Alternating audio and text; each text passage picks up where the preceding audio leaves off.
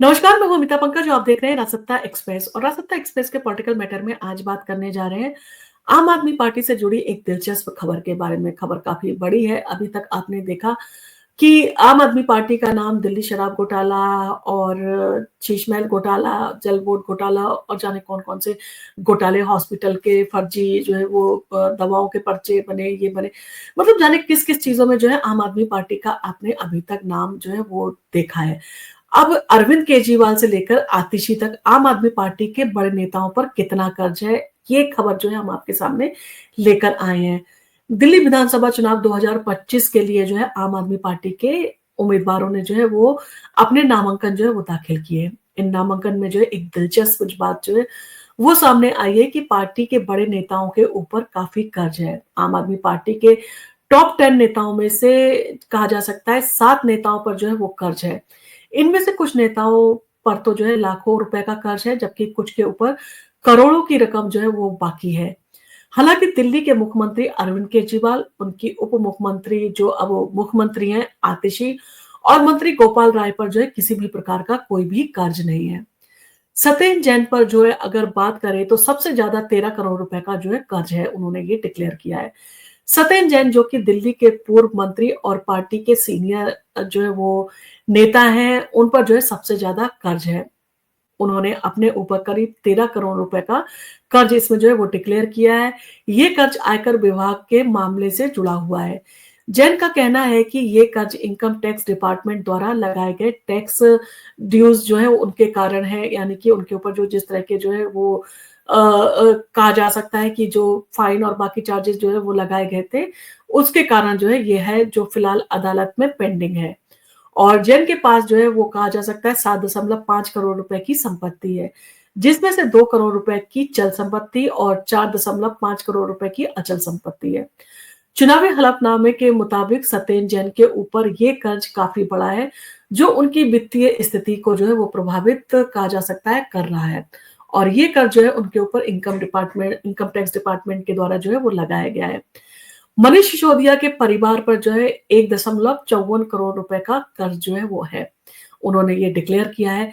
दिल्ली के पूर्व उप मुख्यमंत्री मनीष सिसोदिया पर भी जो है कर्ज का बोझ है। सिसोदिया पर उनके परिवार द्वारा लिया गया कुल कर्ज 1.54 करोड़ रुपए है। ये कर्ज उनकी पत्नी ने अपने बेटे की पढ़ाई के लिए लिया है। सिसोदिया की कुल संपत्ति जो है वो 1.5 करोड़ रुपए जो है वो बताई जा रही है, जिसमें 50 लाख रुपए की चल संपत्ति, 1 करोड़ रुपए की अचल संपत्ति और 2020 में जो है मनीष सिसोदिया पर कोई जो है वो कर्ज नहीं था, लेकिन अब उनकी वित्तीय स्थिति में जो है वो ये बदलाव आ गया है।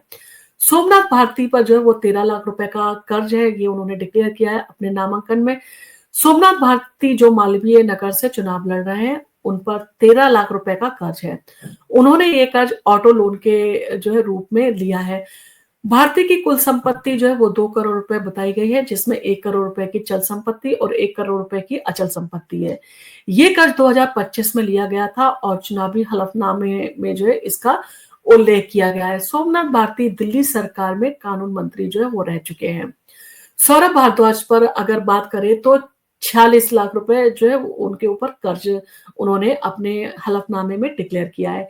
दिल्ली सरकार के मंत्री सौरभ भारद्वाज जो ग्रेटर कैलाश से चुनाव लड़ रहे हैं, उनके ऊपर 46 लाख रुपए का कर्ज है और ये कर्ज जो है वो एसबीआई से जो है उन्होंने लिया है और ये लोन जो है उनके ऑफिस से जुड़ा हुआ है। चुनावी हलफनामे के मुताबिक सौरभ ने जो है उनके पास में 1.5 करोड़ रुपए की संपत्ति है, जिसमें से 62 लाख रुपए की चल संपत्ति है और 85 लाख रुपए की अचल संपत्ति है। ये कर्ज उनके ऊपर वित्तीय मामलों पर जो है वो असर डाल सकता है। इसी के साथ इमरान हुसैन पर जो है 46 लाख रुपए का कर्ज है। इमरान हुसैन जो कि बलीमाराम से जो है वो चुनाव लड़ रहे हैं, उनके ऊपर भी जो है 46 लाख रुपए का कर्ज है और ये कर्ज जो है वो एक कार लोन के रूप में उन्होंने लिया था। और इमरान हुसैन के पास में जो है कुल 4 करोड़ रुपए की संपत्ति है और उनका ये कर्ज उनकी संपत्ति में जो है एक महत्वपूर्ण हिस्सा बताया गया है। इमरान हुसैन दिल्ली सरकार में जो है मंत्री रह चुके हैं और उनके कर्ज उनके चुनावी हलफनामे में जो है उन्होंने इसका जो है वो डिक्लेयर किया है इस कर्ज को। राखी बिरला बिरला पर जो है वो 17 लाख रुपए का जो है वो कर्ज है। दिल्ली विधानसभा की उपाध्यक्ष राखी बिरलान, जो कि मादीपुर सीट से जो है चुनाव लड़ रही हैं, उनके ऊपर 70 लाख रुपए का कर्ज है और ये कर्ज उन्होंने जो है एक प्राइवेट बैंक से लिया है। उनके पास कुल 26 लाख रुपए की संपत्ति है और उनके पति के पास में जो है 12 लाख रुपए की चल संपत्ति है। राखी के बारे में जो है कहा जा रहा है कि ये कर्ज उन्होंने अपनी चुनावी हलफनामे में जो है इसको डिक्लेयर किया है, जो उनके वित्तीय मामलों पर जो है कहा जा सकता है को उनको उजागर जो है वो करता है। अवध ओझा पर जो है वो 1 करोड़ रुपए का कर्ज है। आम आदमी पार्टी से जुड़े नए जो उनके प्रत्याशी हैं अवध ओझा, जो कि एक शिक्षक हैं। उन्होंने राजनीति में जो है वो अब आए हैं, तो उनके ऊपर 1 करोड़ रुपए का कर्ज है और ये कर्ज उन्होंने बैंक से जो है प्रॉपर्टी और गोल्ड लोन के रूप में लिया है। ओझा की वित्तीय स्थिति को देखते हुए कर्ज उनकी संपत्ति पर जो है वो कहा जा सकता है, उनकी संपत्ति का एक हिस्सा जो है वो बनता है। आम आदमी पार्टी के चुनावी संघर्ष में जो है वो कर्ज के बारे में अगर बात करें तो आम आदमी पार्टी जो है इस बार दिल्ली विधानसभा चुनाव की 70 सीटों पर अकेले चुनाव लड़ रही है। 2020 में पार्टी ने 62 जो है वो सीटें जीती थी। 2015 में 67 सीटों पर जो है वो जीत हासिल की थी। इस बार पार्टी का मुकाबला बीजेपी से है, जो सत्ता पर काबिज है। वहीं कांग्रेस भी जो है इस चुनाव में त्रिकोणीय जो है कहा जा सकता है कि बनाने की पूरी कोशिश कर रही है।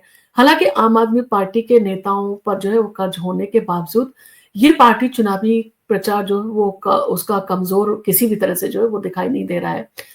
पार्टी 5 फरवरी को मतदान की तारीख जो है वो उसमें जो कि तय की गई है, उस पर जो है वो चुनाव लड़ रही है और 8 फरवरी को जो है चुनाव के नतीजे सामने आएंगे। यानी कि इन कर्जों का जो है वो किसी भी तरह से पार्टी के ऊपर सीधे तौर पर कोई भी असर होता दिखाई नहीं दे रहा है। और ये अपने आप में जो है वो अलग आंकड़े हैं, जो कि जनता को इन सारी चीजों के बारे में पता होना चाहिए, जो कि अब तक इन सारी चीजों से अवगत नहीं है। आपको अगर हमारा वीडियो पसंद आया तो आप इसको लाइक कीजिए, शेयर कीजिए अपने और फैमिली और फ्रेंड्स के साथ में। और अगर आप हमारे चैनल पर पहली बार आए हैं और आप हमारे चैनल के वीडियोस देखते हैं और आपको हमारे वीडियोस पसंद आते हैं, तो आप हमारे चैनल को सब्सक्राइब करना ना भूलें। धन्यवाद।